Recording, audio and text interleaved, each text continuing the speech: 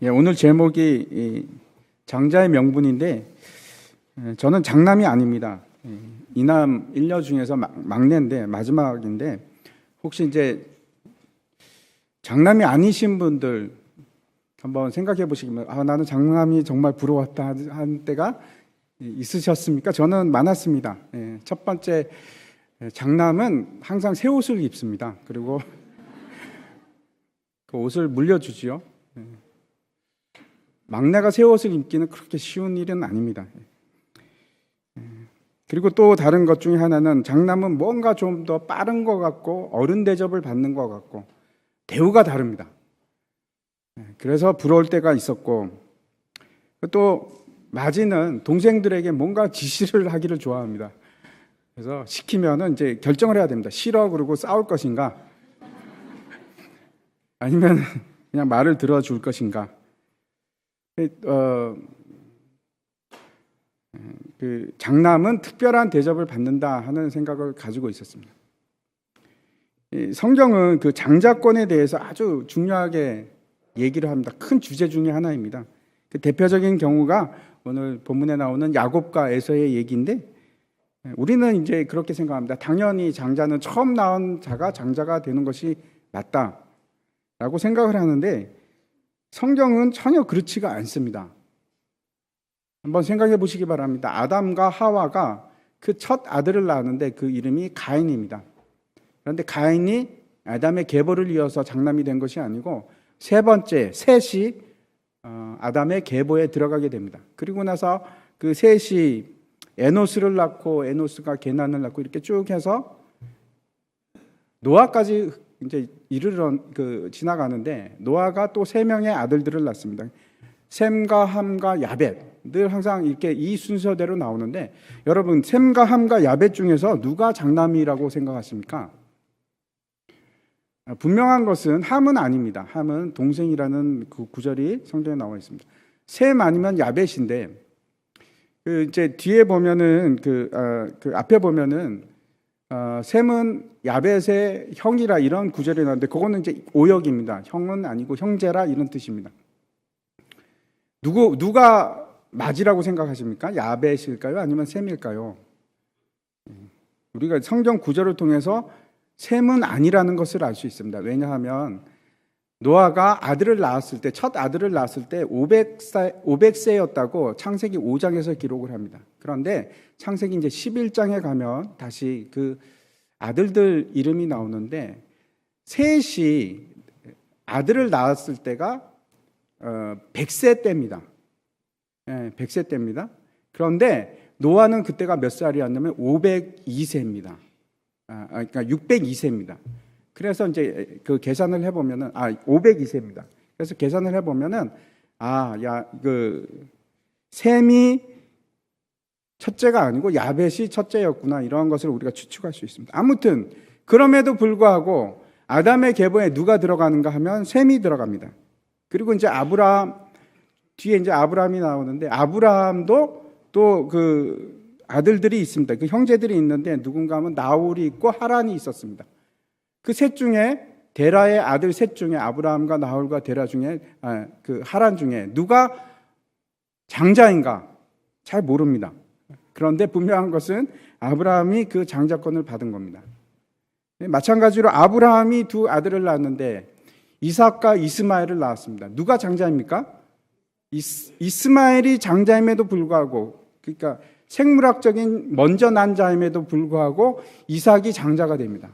이삭이 또 아들들을 낳는데 야곱과 에서를 낳습니다. 누가 먼저 나왔습니까? 에서가 먼저 나왔음에도 불구하고 장자권을 누가 가지게 되는가? 야곱이 가집니다. 야곱이 또 12아들을 낳는데 그 중에서 생물학적으로 가장 먼저 태어난 자는 르우벤입니다. 그럼에도 불구하고 장자권은 누가 가지는가? 요셉이 가지게 됩니다. 나중에 이제 창세기 끝쪽에 가면은 야곱이 이제 그 죽을 때가 다 되어서 눈이 어두워서 잘 안 보일 때입니다.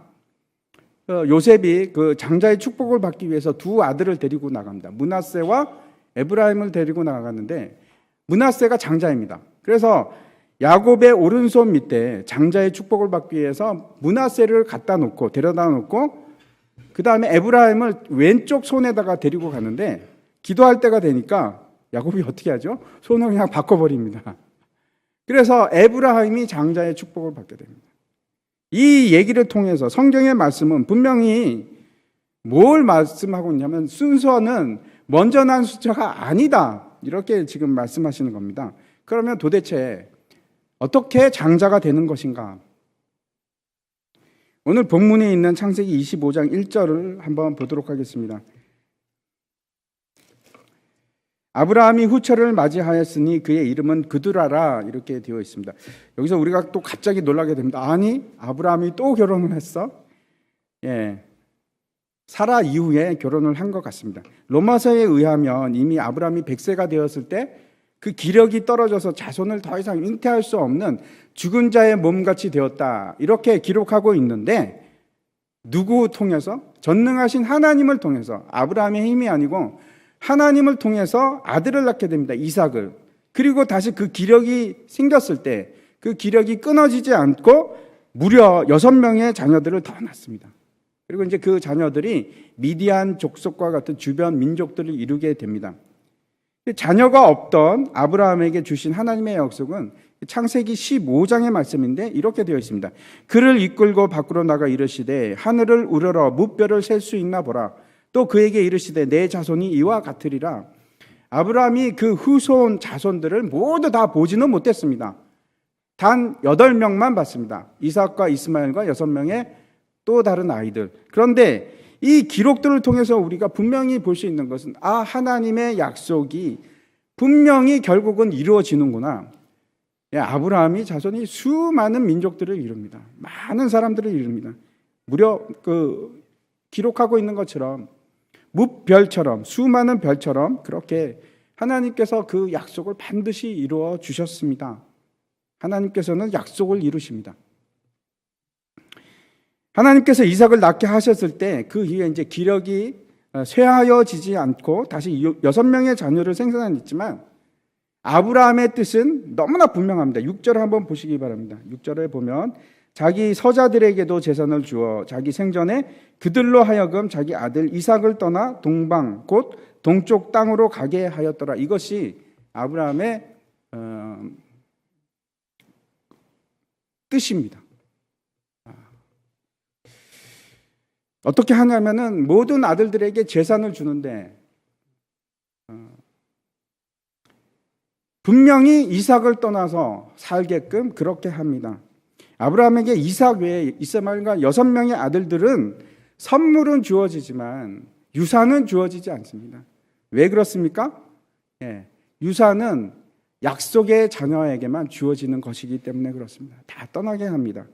다시 한번 창세기 5장 15절을 보시면은 이렇게 하늘을 우러러 무뼈를 셀 수 있나 보라. 수많은 별과 같이 내 자손이 그렇게 될 것이다. 이렇게 말씀하시는 것 외에 또 다른 또 한 뜻이 있는데 그것이 뭔가 하면 약속의 자녀는 하나다라는 의미입니다. 제가 이전에도 말씀드렸듯이 저 자손이라는 것은 복수가 아니고 단수입니다. 하늘의 수많은 별들을 가리키면서 저 자손이 이와 같으리라고 얘기를 하시는 겁니다.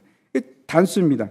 그 말씀에 대해서 갈라디아서가 증거하고 있는데 3장 16절에 이렇게 얘기합니다. 이 약속들은 아브라함과 그 자손에게 말씀하신 것인데 여럿을 가리켜 그 자손들이라 하지 아니하시고 오직 한 사람을 가리켜 내 자손이라 하셨으니 곧 그리스도라. 그리스도만 약속의 자녀가 된다. 이렇게 말씀하시는 겁니다. 수없이 많은 별들이 있지만 그 중에 약속의 자손은 단 하나, 예수 그리스도입니다. 한번 생각해 보시기 바랍니다. 그 약속의 자녀 단 한 예수 그리스도를 낳기 위해서는 이삭도 마찬가지입니다. 여러 명의 선조가 있을 수가 없습니다. 여러 명의 아버지가 있을 수가 없습니다. 약속의 자손은 이삭만 돼야 되는 것입니다. 그리고 그 약속의 자녀만이 하나님의 유산을 받을 수가 있습니다. 상속할 권리를 가지고 있습니다. 다시 말씀드려서 약속의 땅 가나안에 들어갈 수 있는 자는 약속의 자녀만 가능합니다. 갈라디아서 4장 28절에서 뭐라고 말씀하시는가 하면 형제들아 너희는 이삭과 같이 약속의 자녀라. 우리 보고 하시는 말씀입니다. 이삭과 같이 너희는 약속의 자녀라. 결국 성경에서 말씀하고 있는 것은 무엇인가 하면 하나님의 그 크신 구원의 계획과 성취에 관한 이야기인데 그것이 어떻게 진행이 되는가 하면 하나님께서 약속의 자녀를 창세기에서 택하시고 그리고 마지막 요한계시록에 가면 그 약속의 자녀들에게 약속의 땅을 주는 것으로 끝납니다. 그것이 구원입니다. 그것이 하나님께서 성취하고자 하는 구원이고 그 계획을 이루시는 것이 지금 모든 성경의 말씀입니다. 다시 한번 약속의 자녀라는 말의 의미를 한번 생각해 보시기 바랍니다. 약속의 자녀라는 것은 하나님의 약속입니다. 하나님의 약속은 변하지 않습니다. 결코 변하지 않습니다. 확정되고 확정된 것이 하나님의 약속입니다. 정해진 것이다 하는 것이 약속의 자녀라는 뜻인데 거기에 대해서 에베소서에서 너무나 분명하게 말씀하십니다. 제가 한번 읽어보겠습니다.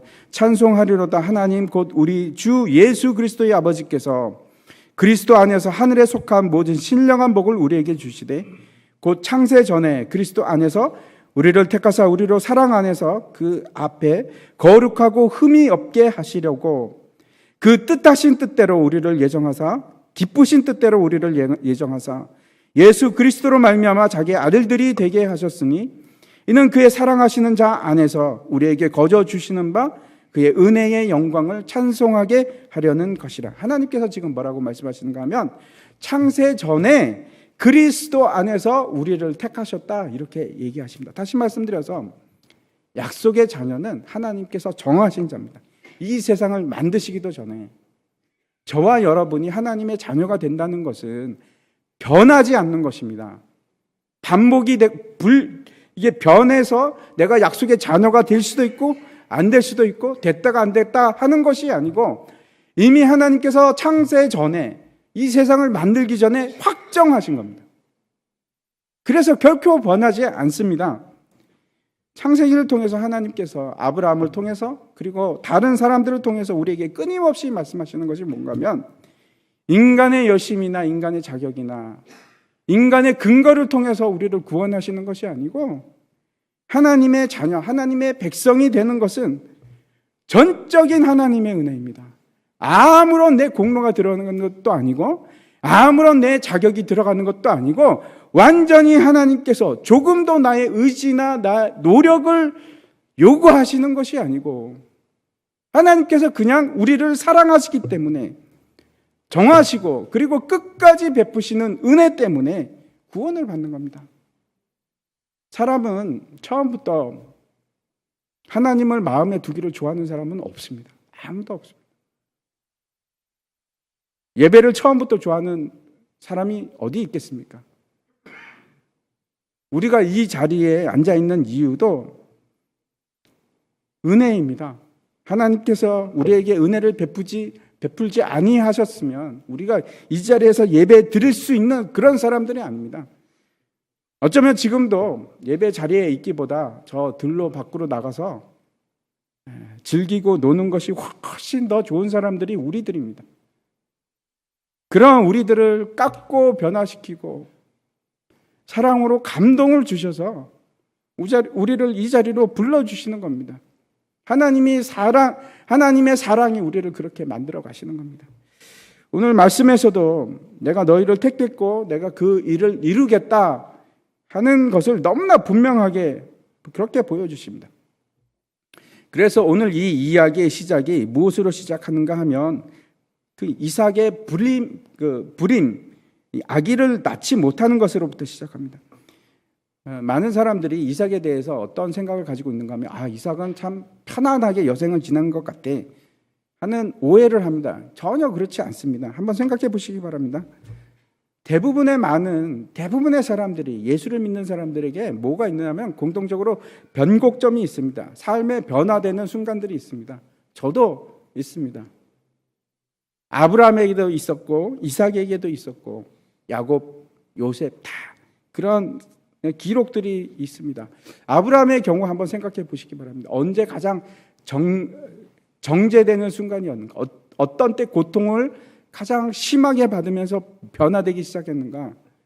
모리아산이라고 생각합니다. 그곳에서 그 사랑하는 독생자 이삭을 제물로 바치는 것이 얼마나 힘들었겠습니까? 그 사건 이후에 아브라함은 전혀 딴 사람 같은 그런 느낌을 우리에게 줍니다.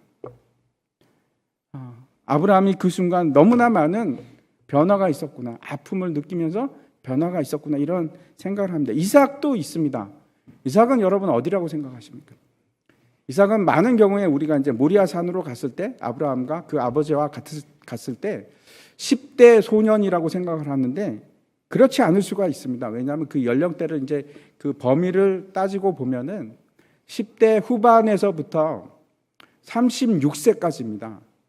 우리 예수님도 33세에 그 똑같은 장소 모리아산에서 십자가를 지고 올라가셔서 거기서 죽으셨습니다.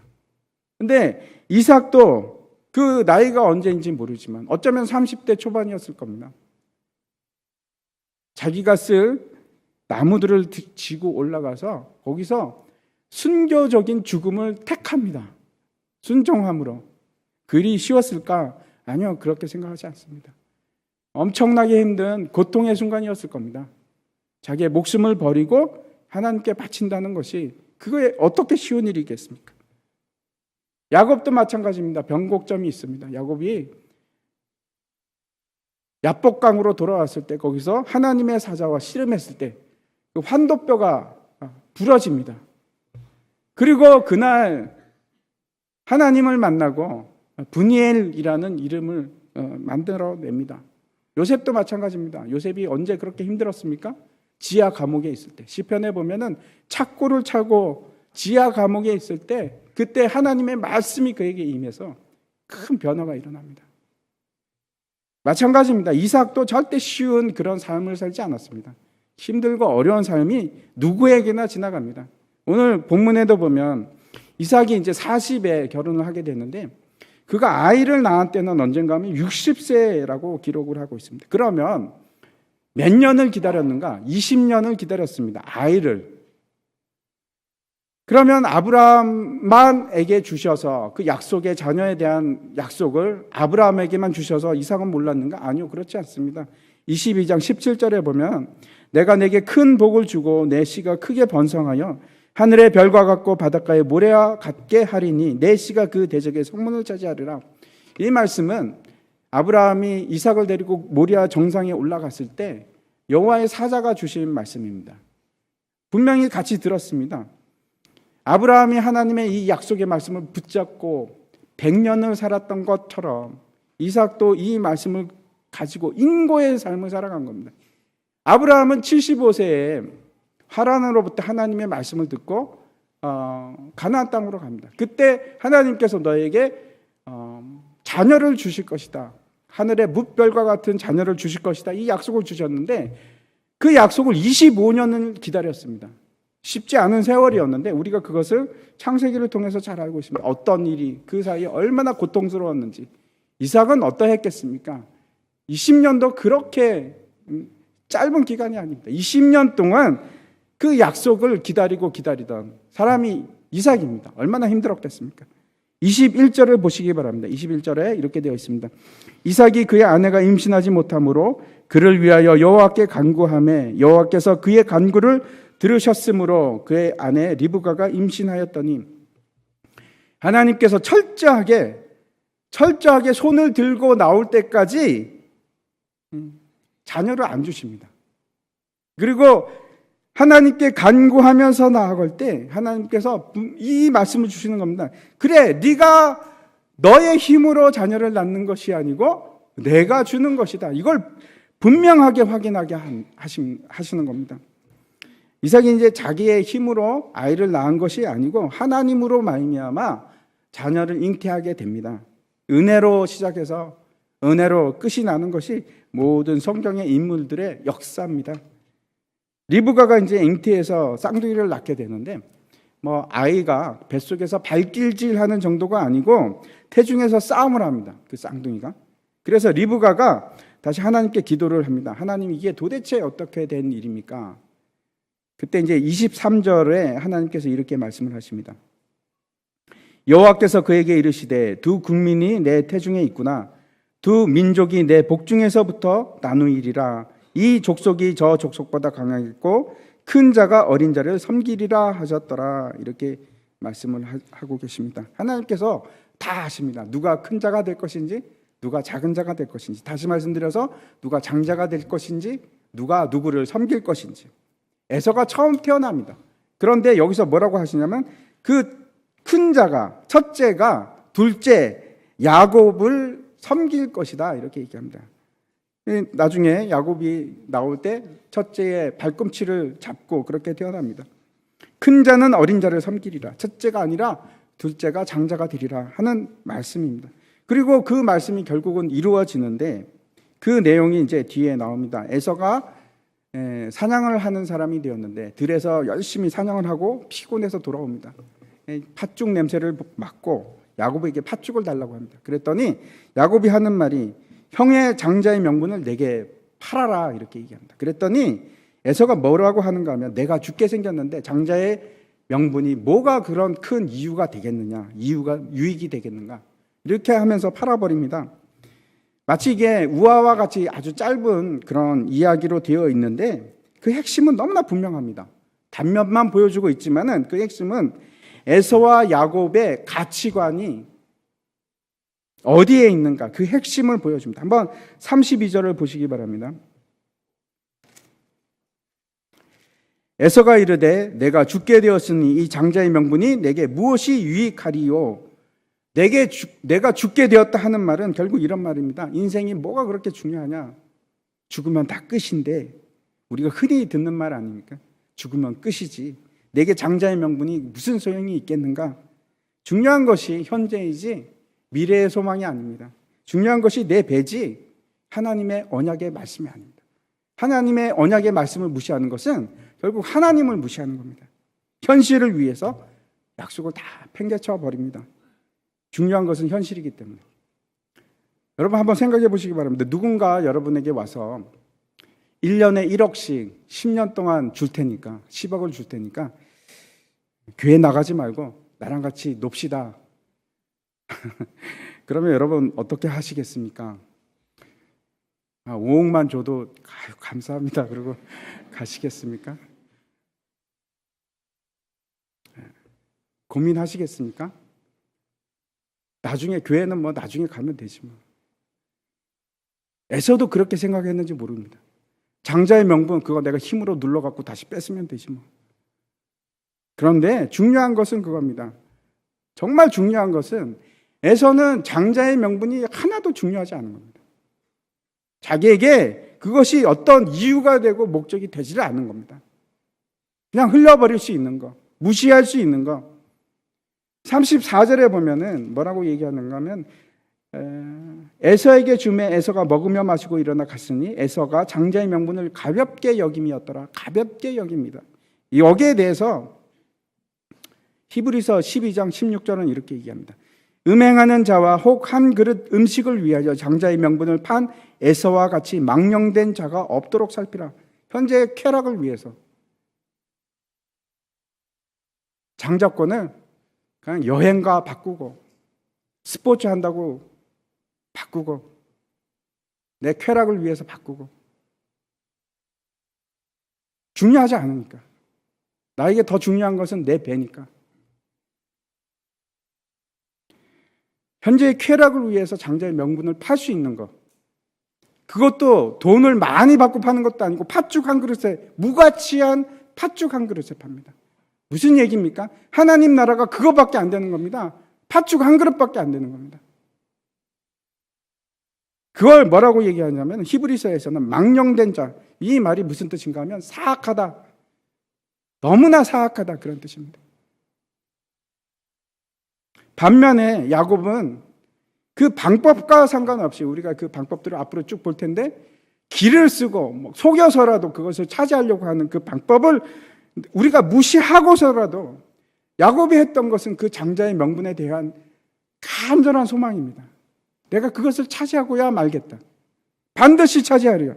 어떠한 내가 상황이 오더라도 하나님의 약속의 그 복이 무엇인지 내가 아니까 나는 반드시 그것을 차지하리라. 장자권입니다. 하나님의 약속을 믿는 것, 그것이 장자권의 핵심입니다. 내가 소중하게 여기는 것이 무엇인가? 내 삶인가? 하나님의 약속인가? 이것이 문제입니다. 어떻게 이렇게 쌍둥이로 태어났는데 다를 수가 있을까? 극명하게 다를 수가 있을까? 로마서 말씀을 보도록 하겠습니다. 9장 말씀인데 제가 한번 읽어보도록 하겠습니다.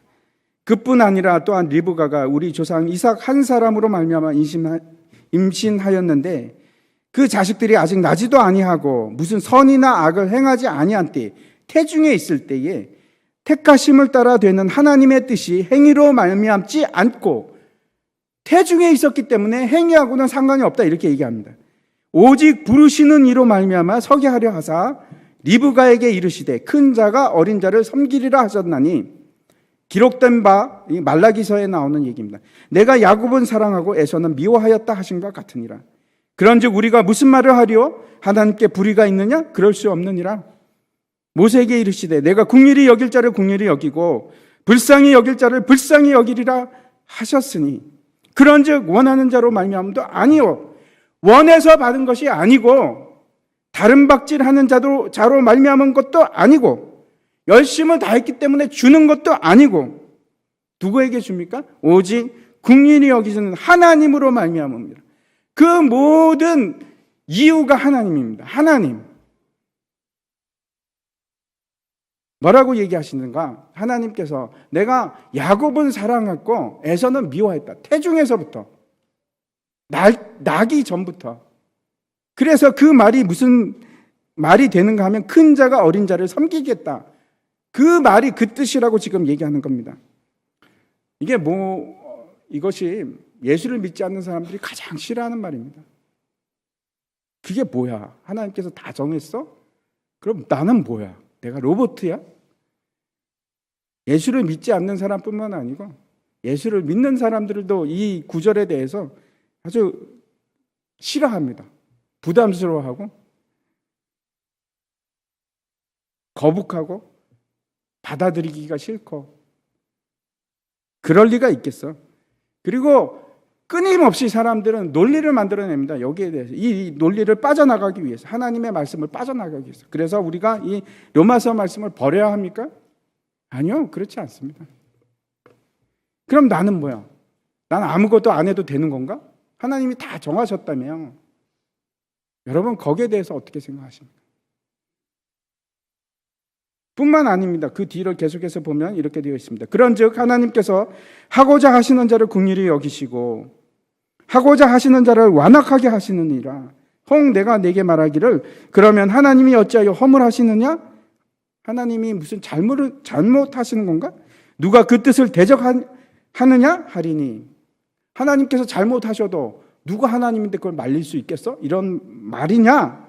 이 말입니다. 이 사람아 네가 누구이기에 감히 하나님께 반문하느냐? 지음을 받은 물건이 지은 자에게 어찌 나를 이같이 만들었느냐 말하겠느냐? 그러면서 토기장이 비유를 듭니다. 토기장이가 진흙 한 덩어리로 하나는 귀 쓸 그릇을 하나는 천이 쓸 그릇을 만들 권한이 없느냐? 만일 하나님이 그의 진노를 보이시고 그의 능력을 알게 하고자 하사 멸하기로 준비된 진노의 그릇을 오래 참으심으로 관용하시고 내가 저걸 다 부셔버려야 되는데 참으시고 또 참으시고 그냥 놔두시고 또한 영광 받기로 예배하신 바 긍휼의 그릇에 대해서 저거는 내가 귀히 여기고 싶은 거 그래서 그 영광의 풍성을 알게 하고자 한다고 하면 너희가 거기에 대해서 뭐라고 얘기할 거냐? 하나님이 그렇게 하시는데 창조주가 그렇게 하시는데 이렇게 말씀하고 계십니다. 하나님께서 원하시는 자를 완악하게 하시고 긍휼히 여길 자만 긍휼히 여기신다. 하나님께서 이스라엘 백성들을 긍휼히 여기시고 애굽의 압제 아래에서 풀어내시는데 그 일을 위해서 바로의 마음을 완악하게 하십니다. 부드럽게 하시는 것이 아니고 완악하게 하십니다. 그래서 사람들은 이렇게 얘기합니다. 완악하게 한다는 것은 그냥 두셨다, 유기하셨다. 아니요, 그런 뜻이 아닙니다. 완악하게 하셨다는 것은 아주 거칠게 만들고 고집스럽게 만들고 힘들게 그렇게 만들었다 이런 뜻입니다. 빠져나갈 수가 없습니다. 뭐라고 애써 변호를 해도 다 소용없습니다. 하나님께서 그렇게 하시는 겁니다. 왜? 중요한 건 왜 그렇게 하시는 거예요? 뭐라고 하시냐면 하나님이 토기장이고 그가 원하시는 대로 그릇을 빚는데 이거는 천하게 여기고 이것은 귀하게 여기는데 그래서 이걸 천하게 여기는 건 나중에 깨버린다고 해도 그 그릇이 뭐라고 할 거냐.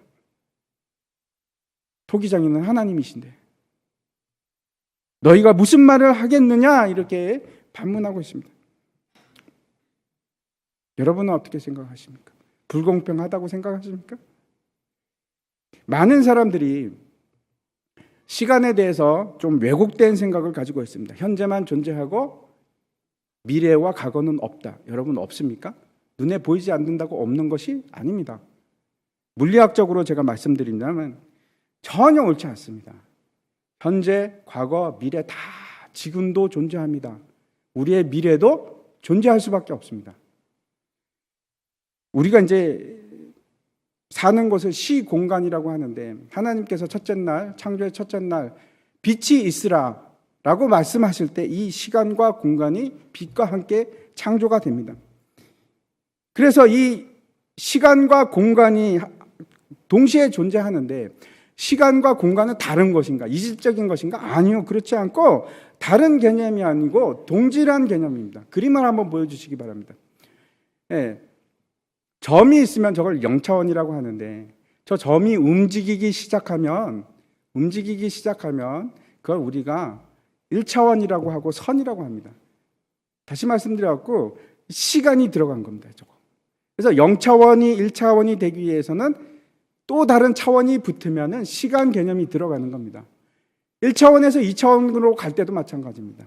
선에서 시간 개념이 들어가면 움직임이 들어가면 거리 개념이 생기면 2차원이 되는 겁니다. 그 2차원 평면이 다시 거리 개념이 생기면 3차원이 되는 겁니다. 마찬가지로 3차원이 다시 거리 개념이 생기면 그래서 우리가 시공간, 우리가 얘기하는 4차원이 됩니다. 우리가 약속을 정할 때 어떻게 정하십니까? 수원시청 앞에서 만나자 그러면은 만날 수 있습니까? 못 만납니다. 몇 시에 만나자 이렇게 얘기를 해야 됩니다. 왜 그런가? 우리가 시공간에 살고 있기 때문에 그렇습니다. 제가 말씀드리는 건 그 다음 장 한번 보여주시기 바랍니다. 만약에 개미가 엄청나게 큰 공 위에 있다면은 어떻게 생각할 것인가 하면 개미는 계속해서 자기는 평면 위에 있다고 생각할 겁니다. 가도 끝이 없는 평면에 있다고 생각할 겁니다. 그런데 우리가 저 2차원의 개미가 있는 상황에 있는 것이 아니고 그것을 다 관망할 수 있는 다른 차원에 있기 때문에 우리가 보면 아니야, 개미는 공 위를 걸어가고 있어 이렇게 얘기할 수 있는 겁니다. 또 한 장 넘겨주시기 바랍니다. 마찬가지로 우리가 2차원에 있다고 생각하면 우리가 한 차원에서 낮춰서 2차원에 있다고 생각하면 우리가 사과를 볼 때 사과의 단면만 봅니다. 저게 시간입니다. 현재만 보이는 겁니다. 그 이전도 보이지 않고 그 이후도 보이지 않습니다. 왜냐하면 우리는 그 차원 안에 있기 때문에 위에 있기 때문에 아무것도 볼 수가 없습니다. 그 딱 현재의 상황만 볼 수가 있습니다. 그런데 그러면 그렇다고 해서 없다고 얘기할 수 있나요? 아니요. 존재합니다. 우리에게만 안 보일 뿐입니다. 우리가 살고 있는 차원을 벗어나서 또 높은 차원으로 가면 초월하게 되면 사과가 보이는 겁니다. 전체가 다 보이는 겁니다. 우리 하나님도 마찬가지입니다. 그 다음 장 한번 넘겨주시기 바랍니다. 하나님께서는 우리 시공간을 만드신 초월자 하나님이십니다. 우리의 공간에 존재하시는 것이 아니고 훨씬 더 큰 그 다음 차원에 계시는 초월자 하나님. 그래서 우리의 모든 것을 다 보시는 겁니다. 야곱의 출생부터 시작해서 야곱의 죽음까지 선을 따라가서 그때 보고 계시는 것이 아니고 한꺼번에 다 보입니다. 저것이 성경이 얘기하는 바이고 지금 과학자들이 전 놀랐습니다. 최근에 제가 유튜브를 보니까 저걸 막 이렇게 과학적으로 막 설명을 하고 있더라고요. 야, 사람들이 이제 저런 얘기를 하는구나. 성경 얘기입니다. 성경 얘기. 그래서 여러분 요한계시록 5장에 보면은 천상에서 수많은 주의 백성들이 흰 옷을 입고 찬양을 막 하지 않습니까? 거기에 저도 있고 여러분도 있습니다. 미래에 존재하는 것이 아니고 지금 현재 거기서 찬양하고 있습니다. 하나님을 높이고 예배하고 있는 우리가 그런 사람들입니다. 동시에 있습니다. 예수님께서 2000년 전에 죽으시고 이제는 사라지고 없습니까? 아니요, 그렇지 않습니다. 지금도 저 멀리 2000년이라고 하는 긴 거리에 떨어진 저 우주 어딘가에서 예수님께서는 지금도 골고다 언덕에서 지금 현재 십자가에서 못 박혀 돌아오고 계십니다. 피를 흘리고 계십니다.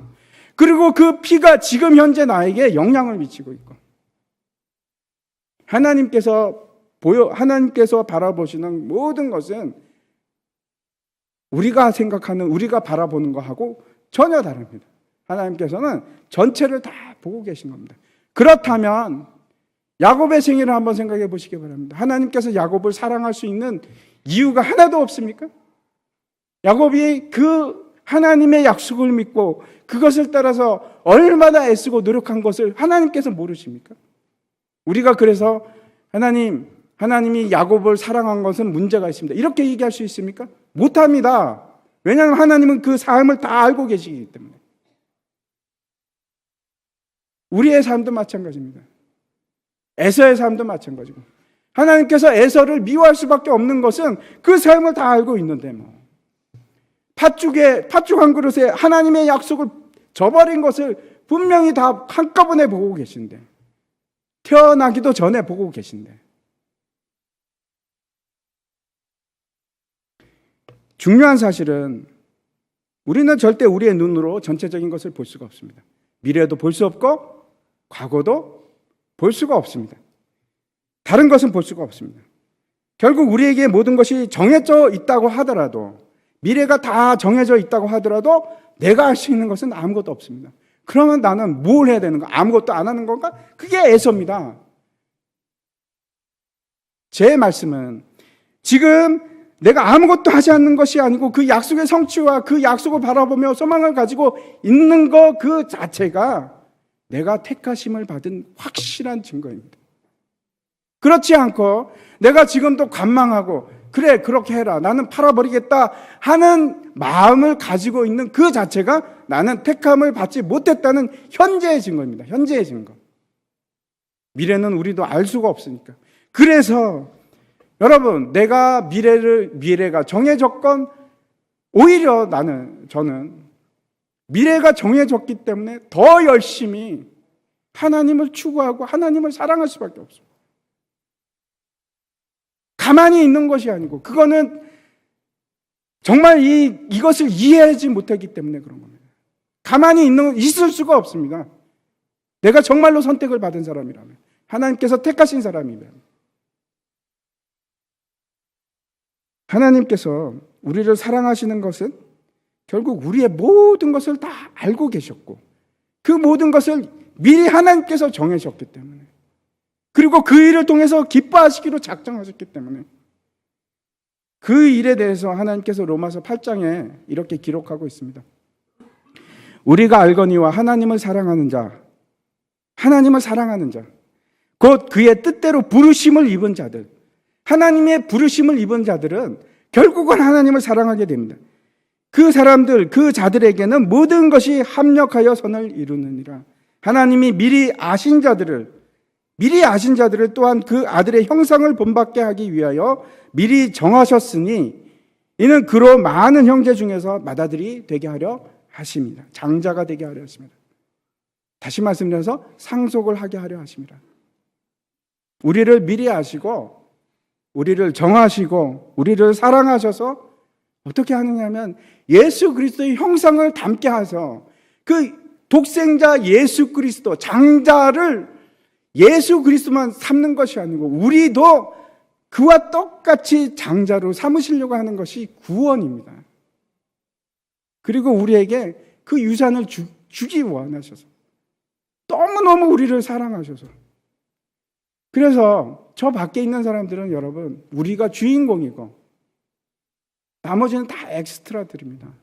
세상의 모든 것이 우리를 위해서 이 세계를 창조하셨습니다. 우리를 위해서 다른 모든 것들을 두시고, 다른 모든 사람들을 두시고, 그냥 우리를 기뻐하시고 우리를 즐거워하시고 끝까지 우리를 사랑하시고, 반드시 우리를 어떻게 만들어 가시냐면 예수 그리스도의 형상을 담게끔 그렇게 만들어 가십니다. 그것이 예정되어 있습니다. 변하지를 않습니다. 그런데 그 증거가 어디에서 드러나는가? 현재에서 드러납니다. 현재에서.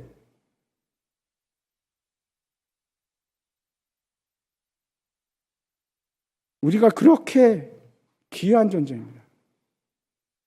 이루 말할 수 없이 귀한 존재입니다. 요셉이 그 모진 고난을 겪고 애굽에서 총리가 됩니다. 그리고 나서 나중에 그 형들을 이제 초청했을 때 그 형들을 보면서 통곡을 합니다. 통곡을 하면서 뭐라고 얘기하는가 하면, 나를 이리로 보낸 자들이 당신들이 아니요 하나님이시라. 하나님이 그 사랑하는 자들을 위해서 이렇게 미리 나를 보내셨느니라. 이렇게 얘기합니다. 우리가 과거를 한번 돌아보시기 바랍니다. 하나님께서 행하지 않은 것이 있습니까? 모든 것을 하나님께서 하셨습니다. 너무나 감사하게도 하나님께서 다 하셨습니다. 도대체 이해할 수 없는 그 사랑 때문에, 어떤 식으로도 내가 이해하려고 해도 이해할 수가 없는 하나님의 사랑 때문에 우리가 해야 될 것은 그 사랑에 항복하는 겁니다. 그 사랑에 항복하고 아브라함처럼, 이삭처럼, 야곱처럼 우리도 그 길을 가는 겁니다. 항복하고 하나님 다 포기합니다. 좋습니다. 굴복합니다. 하나님의 그 사랑 밑에 굴복합니다. 이제 나를 받아주시옵소서. 그것이 우리의 마지막 고백입니다. 다 함께 일어나셔서 함께 찬양하도록 하겠습니다.